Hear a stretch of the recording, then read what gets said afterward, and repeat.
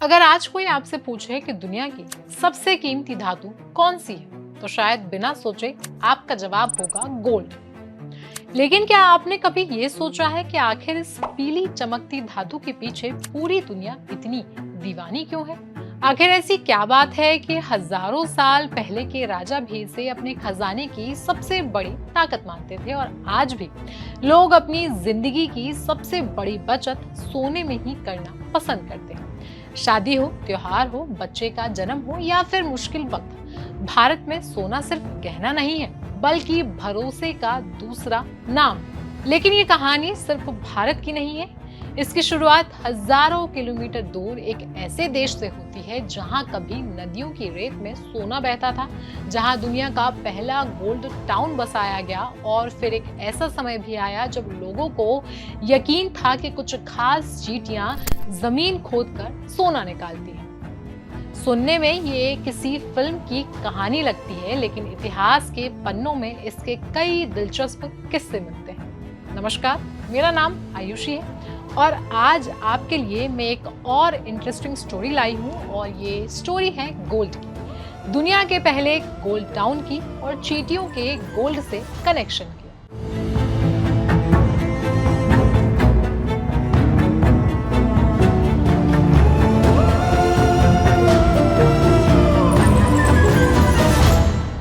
कहा जाता है कि पहले सोना नदियों में बहता था। कोई कहता है कि सोना आसमान से आया, तो कोई मानता है कि पहले गोल्ड की खुदाई इंसान नहीं चींटियां करती थी। तो आखिरकार इन बातों के पीछे कितनी सच्चाई है, आइए विस्तार से इस वीडियो में जानते हैं। अगर इतिहास को पलटकर देखें तो पता चलता है कि प्राचीन मिस्र दुनिया के सबसे बड़े सोना उत्पादक देशों में गिना जाता था। उस दौर में नील नदी के किनारे बसा कॉप्टोस नाम का शहर दुनिया का पहला गोल्ड टाउन माना गया। यहाँ लोगों को बड़ी बड़ी मशीनों की जरूरत नहीं पड़ती थी। पहाड़ों से बारिश के साथ बहकर आने वाले सोने के बेहद छोटे छोटे से कण नदी की रेत में मिक्स हो जाते थे। फिर खनिक घंटों तक रेत को पानी से धोते थे, छानते थे और बड़ी मेहनत के बाद सोने के ये कण अलग करते थे। यही वजह थी कि उस समय मिस्र को सोने का सबसे बड़ा खजाना माना जाता था। इतना ही नहीं, दुनिया का सबसे पुराना गोल्ड माइन का नक्शा भी मिस्र में मिला, जो करीब 3000 साल पुराना बताया जाता है। उस नक्शे में खदानों का रास्ता, मजदूरों की झोपड़ियां और वो जगह भी दिखाई गई हैं जहां से सोना निकाला जाता था। हिस्टोरियंस मानते हैं कि मिस्र की पुरानी भाषा में नूबिया शब्द का मतलब ही गोल्ड यानी कि सोना होता था। यानी जिस इलाके में सबसे ज्यादा सोना मिलता था उसका नाम ही सोने पर पड़ जाता था। अब सवाल आता है कि आखिरकार सोना भारत कैसे पहुंचा? सवाल है कि अगर इतना सोना मिस्र में था तो भारत तक कैसे पहुंचा? इसका जवाब मिलता है पुराने व्यापारिक रास्तों में। आज से करीब 3500 साल पहले भारत का व्यापार मिस्र, रोम और कई दूसरे देशों से होता था। उस समय जहाज रेड सी यानी कि लाल सागर के रास्ते भारत आते थे। विदेशी व्यापारी अपने जहाजों में सोना लेकर आते थे और बदले में भारत के मसाले, रेशम, सूती कपड़े, नील और दूसरी कीमती चीजें वापस लेकर जाते थे। धीरे धीरे भारत में सोना सिर्फ व्यापार की चीज नहीं रहा, ये लोगों की जिंदगी का हिस्सा बनता चला गया।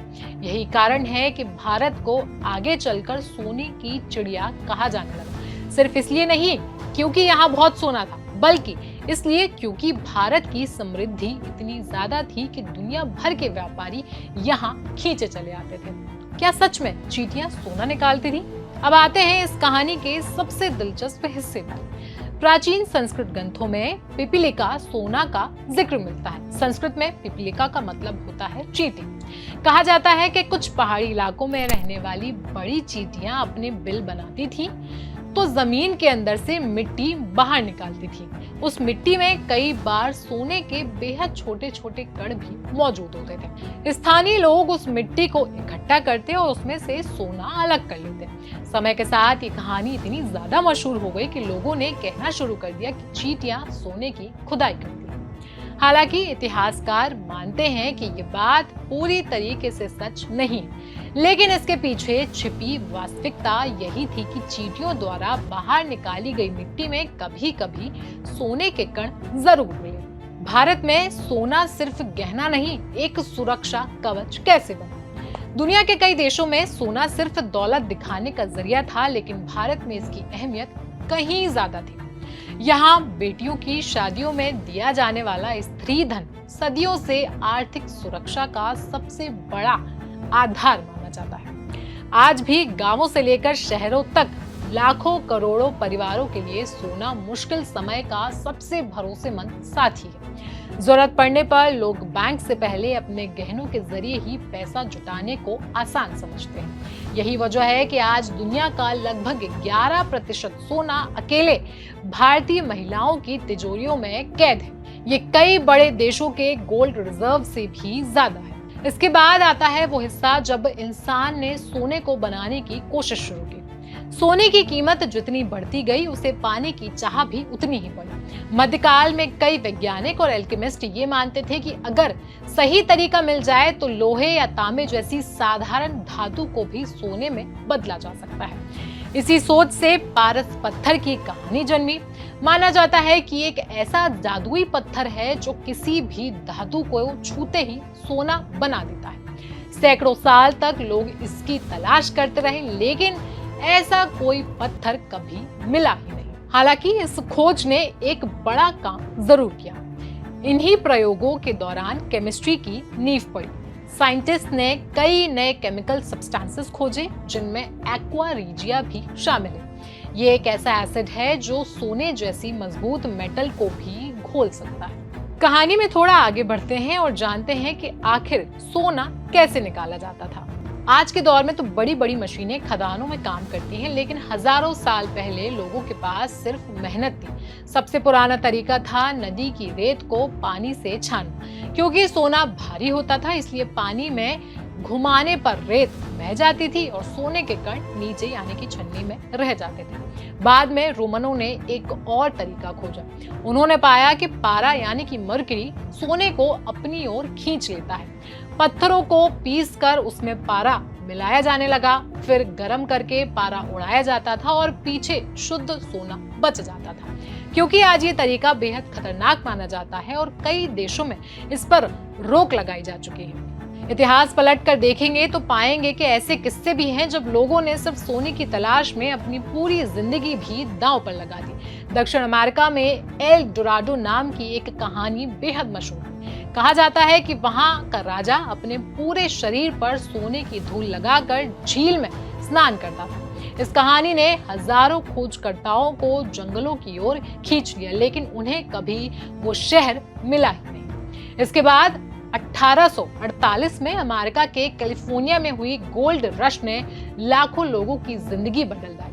हजारों लोग नौकरी छोड़कर सिर्फ सोना खोजने के लिए निकल पड़े थे और आखिर में एक ऐसा तथ्य जो हर किसी को चौंका देता है, और वो है कि अब तक इंसान धरती से करीब 2.10 लाख से 2.20 लाख टन सोना निकाल चुका है।